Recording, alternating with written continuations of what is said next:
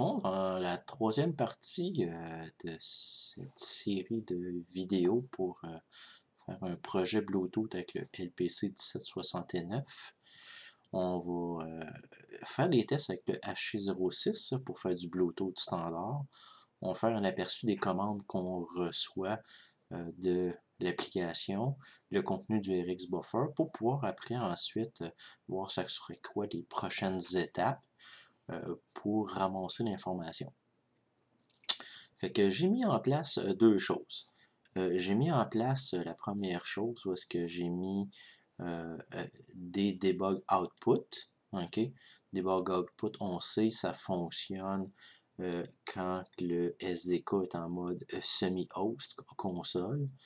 Okay? Et qu'on a changé à l'intérieur du système pour être capable de faire du debug, mais via le semi-host. À partir de là, les printouts ici vont apparaître dans la console.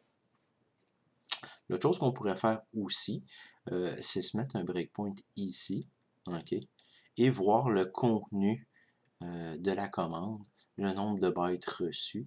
Comme ça, on va pouvoir voir exactement qu'est-ce qui est reçu de l'application. Pour ce faire, on va regarder ici. Vous voyez, ici, j'ai changé mon setup, où est-ce que j'ai mon LPC 1769 et j'ai mon HC06 ici qui est alimenté avec un 5 volts externe. On ne voit pas ici en haut, mais j'ai un power supply externe qui fournit le 5 volts nécessaire sur la broche VCC. J'ai un ground commun avec le LPC justement pour la communication. Et vous voyez que le TX est branché dans le RX et vice-versa. Avec cette application-là, on devrait être capable de communiquer avec le Bluetooth de mon téléphone. Vous pourrez voir justement sur Léa le document qui explique comment faire l'application pour parler au HC06. Ici, dans le fond, le HC06, il y a le code d'accès 8888 comme j'ai fait dans le fond, dans le document, dans le PowerPoint. Et bien entendu, il s'appelle MySlider. Et on va justement partir l'application sur mon téléphone et on va se mettre justement un breakpoint à la ligne 84.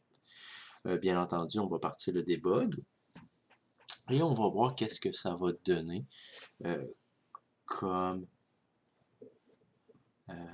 débogage. Vous voyez, bien entendu, je suis à la première instruction du main, je pars l'application. On voit ici que le debug out test Bluetooth communication apparaît.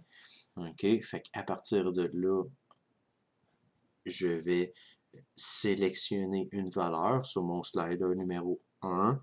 Je vais mettre dans le coin de 36. Fait que vous voyez ici, j'ai transmis.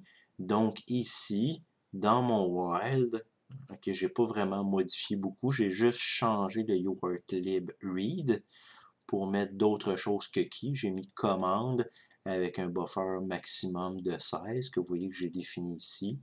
Donc ici, byte va être le nombre de bytes que j'ai reçus et à l'intérieur de commande, je vais avoir les informations.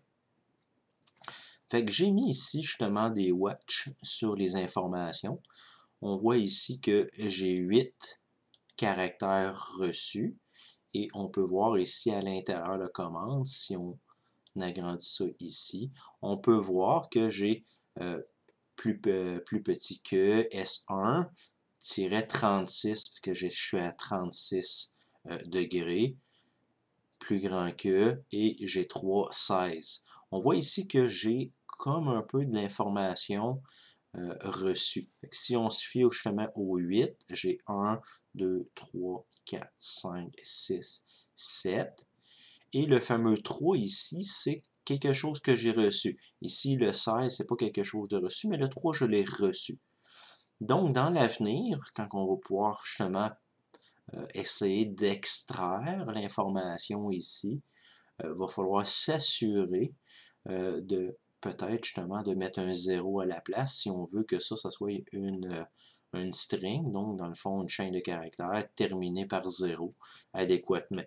C'est pour ça que si je fais un step over ici, vous allez voir apparaître un S1-36, mais avec des caractères spéciaux ici, justement parce que j'ai un 0,3 ici qui n'est pas adéquat ici, si je voudrais avoir quelque chose de fini.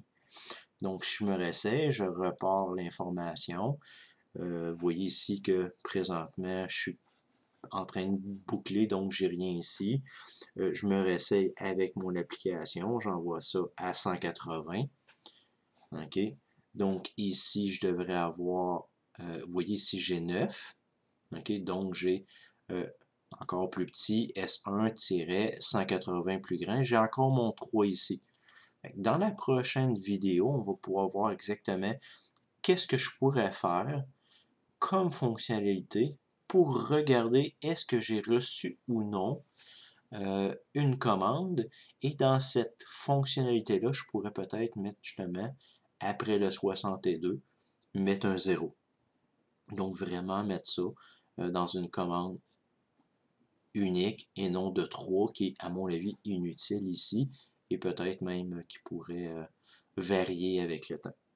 J'espère que ça vous a permis de comprendre qu'on était rendu à l'étape de mettre le Bluetooth, faire juste quelques changements pour voir comment la communication entre les deux se fait, comment que le buffer est rempli ici.